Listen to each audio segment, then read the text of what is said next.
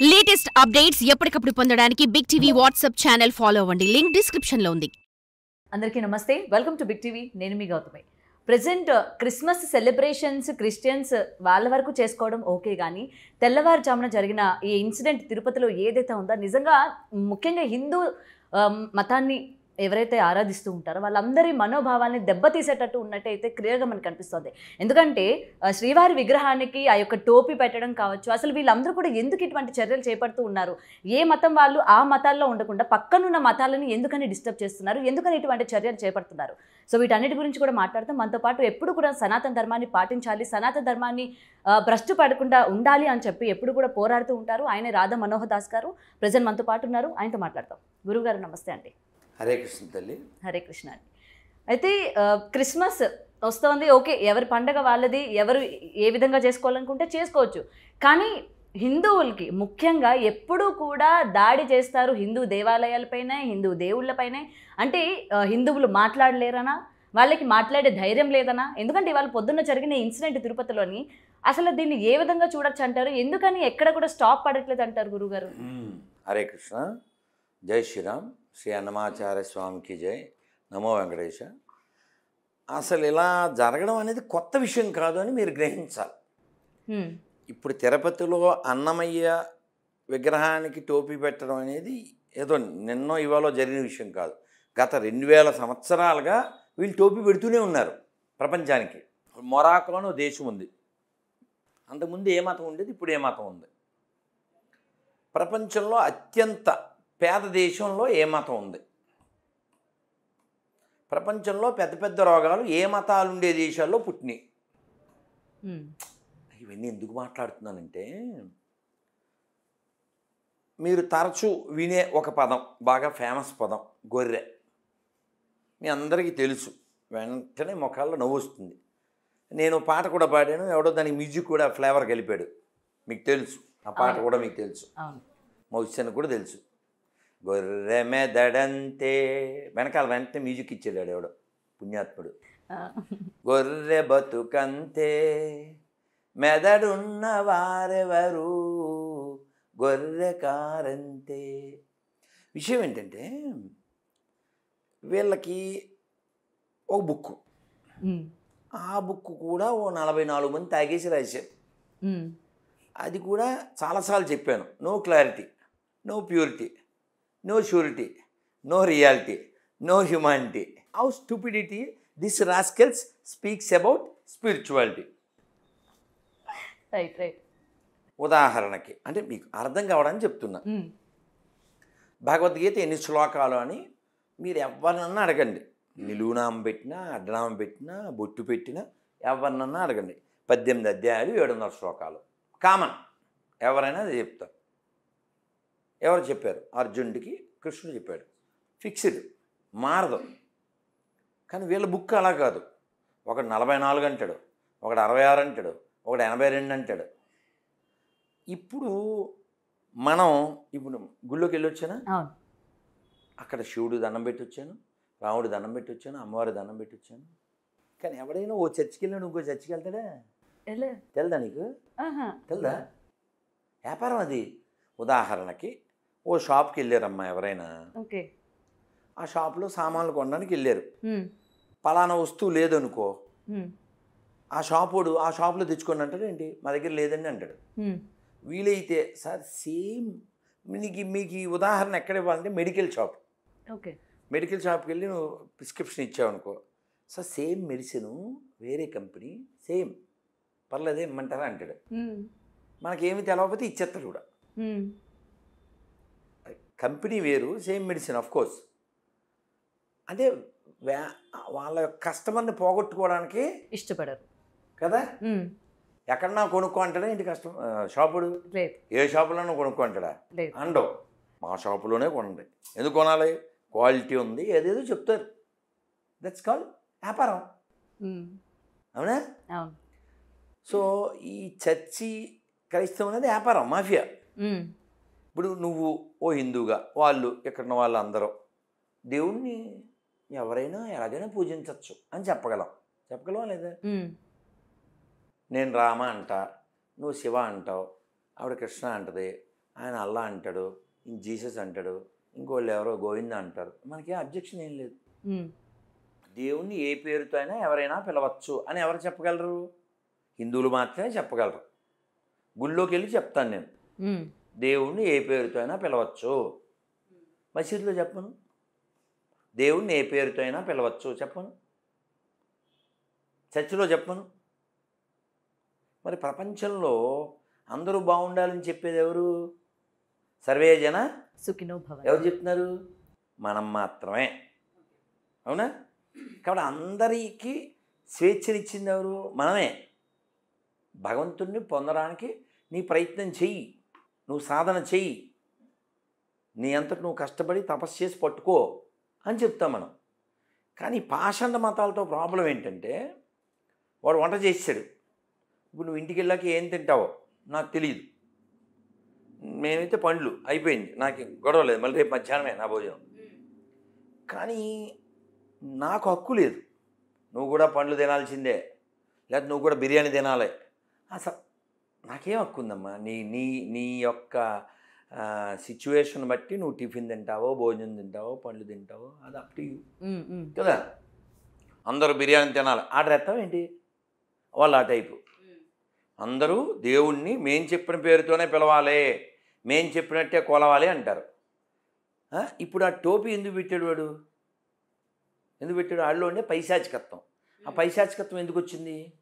వాడికి ఆ పుస్తకం నేర్పింది. వాడు పైన ఏం రాస్తాడు? పరిశుద్ధ, లోపలంతా అశుద్ధ. నువ్వు చదవగలవా? ట్రై చేస్తావా? ఏమన్నా? వద్దులేండి. మగవాళ్ళు కూడా చదవలేదు. ఆడవాళ్ళు కదా నాన్న, ఆడవాళ్ళు కాదు మగవాళ్ళు కూడా చదవలేరు, అంత పనికిమాలింది వాళ్ళ బుల్బుల్ బుక్. గురుగారు, ఇప్పుడు మీరు అన్నారు కదా దేవుణ్ణి ఏ పేరుతోనైనా కొలవచ్చు అన్నది మన హిందూ మతంలోనే మనం చెప్తాము అని. అయితే హిందువుల్లోనే అటు జీసస్ కావచ్చు, ముస్లిం కావచ్చు, వాళ్ళని కూడా మనం కొలవచ్చు అని, అంటే అన్ని దేవుళ్ళు ఒకటే అని చెప్పి పిల్లలకి నేర్పించాలి, ఆ మతం వేరు ఈ మతం వేరు అన్నది వద్దు అని చెప్పి పేరెంట్స్ నేర్పిస్తూ ఉంటారు. దీన్ని మీరు సమర్థిస్తారా? ఖచ్చితంగా. చెప్పు తీసుకుని చెప్పులు బయట ఆల్రెడీ చెప్పు పట్టుకుని జితేందర్ రెడ్డి సినిమా హాల్లో చెప్పు పట్టుకుని చూపించా. ఎవరైనా చెక్కులేదు అంటే చెప్పు తెగుద్దని, అంటే ఆ చెప్పులు మార్చాం, కొత్త చెప్పులు వచ్చింది. కామనే, చెప్పులు అయితే కామన్. ఎందుకని? అబద్ధం కదా. ఇప్పుడు నువ్వు ఊరికే పోలిక కోసం చెప్తున్నా, నువ్వు ఇక్కడ నిలబడి అనుష్కను నిలబెట్టి మేమిద్దరం సేమ్ హైట్ అంటావా ఏంటి? అంటావా? అనలేను. ఎందుకనలేదు? నేను కాదు కాబట్టి కదా. 5,000 సమానమా? కాదు. అమ్మ బొమ్మ సమానమా? కాదు. గుళ్ళో నంది ఊళ్ళో పంది సమానమా? కాదు. ఆవుని మేపేవాడు ఆవుని మేసేవాడు సమానమా? అన్ని మతాలు సమానమా? కాదు. నేను ఎందుకు చెప్పాలి? అబద్ధం ఎందుకు చెప్తాను? బుద్ధి లేకున్నాను. కాకపోతే ఏంటంటే ఎప్పుడు కూడా రాధా మనోహర్ దాస్ గారు చిచ్చులు పెడతా ఉంటారు మతాలకి, మనుషులకి అని అంటూ ఉంటారు. నిజమా అబద్ధమా? నిజమే మీరు అన్నది. నేను ఇదే టీవీ ఛానల్లో పబ్లిక్లో రోడ్డు మీద క్షమాపణ చెప్తాను కూడా చెప్పానుగా. మరి చెప్పించచ్చుగా. నువ్వు నాతో ఏం చెప్పావు అంటే నేను అనుష్క సేమ్ హైట్ అని చెప్పావు.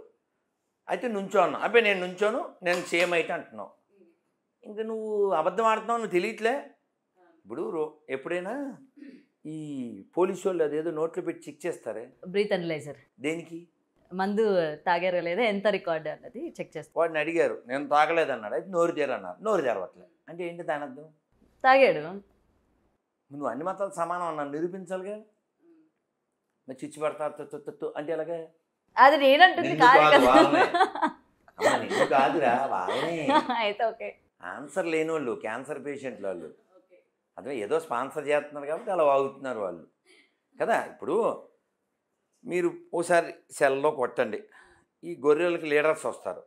గొర్రెల లీడర్స్ అంటే ఎవరు? పాస్టర్స్, బాస్టర్స్, భూమి మీద పారాసైట్స్, ఏమాత్రం ఉపకారం. ఇలాంటి దరిద్రులకి జీతాలు ఇస్తాయి గవర్నమెంట్లు. ఇప్పుడు పూజారి ఉన్నాడండి, ఆశీర్వచనం ఏం చేస్తాడు? శతమానం భవతి శతాయుష్ పురుషేంద్రియం ఆయుష్యేవేంద్రియే తిష్టతి. 100 ఏళ్ళు ఉండాలి, ఆరోగ్యంగా ఉండాలి, ఇది కదా దీవించడం. అవునా? మరి పాస్టర్ దీవించాలంటే ఏం దీవిస్తాడు? సర్వేజన సుగుణ భవంతులు అంటే నేను దీవిస్తాడా? మా వాడి నామమున అంటాడు. అవునా? మీకు తెలుసుగా ఇలా కామెడీ పీసులు ఇవన్నీ. ఎంత కామెడీ పీసులు అంటే మొన్న ఈ మధ్య ఒక వీడియో, నాకు కనబడుతుంది, నాకు కిడ్నీ కనబడుతుంది అంటాడు. కిడ్నీ కనపడడం ఏంటి? కిడ్నీలో రాళ్ళు. సారీ, కిడ్నీలో రాళ్ళు కనపడుతున్నాయి. ఇంకా ఏంటంటే అదిగో కిడ్నీ వేడెక్కుతుంది అంటాడు. కాదమ్మా, నేను అంతకుముందు గవర్నమెంట్లో చెప్పాను, గొర్రెల గవర్నమెంట్ కదా, వాళ్ళకి చెప్పాను. ఏం చెప్పానంటే, మీరు ఎంబీబీఎస్ చదవకూడదు ఎవడ ఆంధ్రప్రదేశ్లో. హాస్పిటల్స్ కూడా అవసరం లేదు. ఎందుకు వెళ్ళాలి హాస్పిటల్కి? హాస్పిటల్ ఎందుకు? ఒకడేమో కిడ్నీ బాగు చేసేస్తాడు, ఒకడు క్యాన్సర్ బాగు చేసేస్తాడు, ఒకడేమో విరిగిపోయిన చేతులు అతికించేస్తూ ఉంటారు. అవి సూపర్, అది వేరు. నేను చాలాసార్లు చెప్పాను, అద్భుతమైన మనవాడు బంగారు కొన్న. ఏంటి వాడు ఒకటి పుట్టోడున్నాడు, మా శ్యామ్ కిషోర్ అని. వాడైతే అసలు నేను ఈఎన్టీ హాస్పిటల్ అన్నీ తీసేయాలని చెప్పా. ENT hospital waste. ఎందుకంటే అతను హైదరాబాద్లో ఉండి వీడియో కాల్లో ఏలూరులో ఉండే ముసలావిడికి, అమ్మ చెప్పు, ఏం పేరు ఆవిడ పేరు? అన్నమ్మ. అన్నమ్మ గారికి ఏంటి సమస్య? 40 ఏళ్ళుగా వినపట్టలేదు, చెవుల సమస్య. ఆ వెనకాల బ్లాక్ చున్నీ అమ్మాయి, రా అన్నమ్మ గారి చెవుల మీద చేతులే అన్న చెవులు వేసిన తర్వాత ఆడేదో ఆ షరబా అని షర్బత్ ఏదో తిప్పిన తర్వాత ఇప్పుడు చేతులు తీసేయి, in the name of peace అన్నాడు. వినపడుతుంది ఆయా అంటాడు. అదండి. కానీ నాకు తెలియగలుగుతున్నాను, వీడు వీడియో కాల్లో ప్రే చేస్తే 40 ఏళ్ళ నుంచి వినపడిన ఆవిడికి వినపడిపోతే ఈ ఈఎన్టీ వాళ్ళందరూ ఇంకెర్రగట్టుకు వెళ్ళాల్సిందేగా.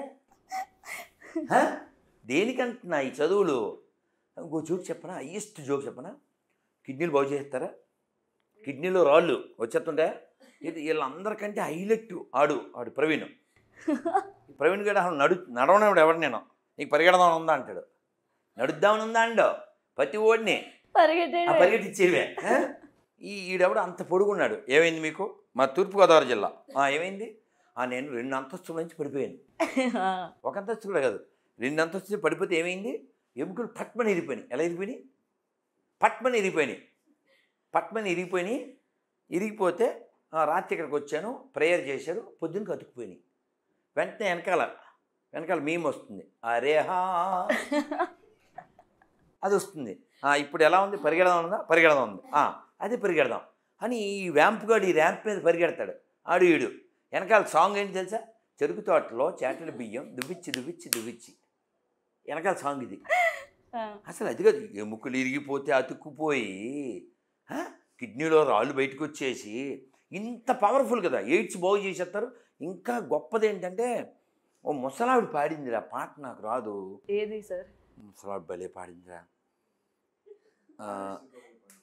అంటే అసలు పాట పాడకూడదుగా.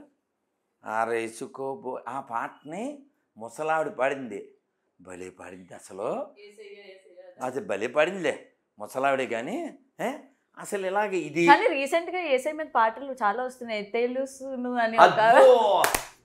అసలు ఆంటీ ఏంటి అసలు ఓ రేంజ్లో ఉంది, మామూలు కదా. దాని మీద రీల్స్ అద్భుతంగా చాలా బాగా చేస్తున్నారు.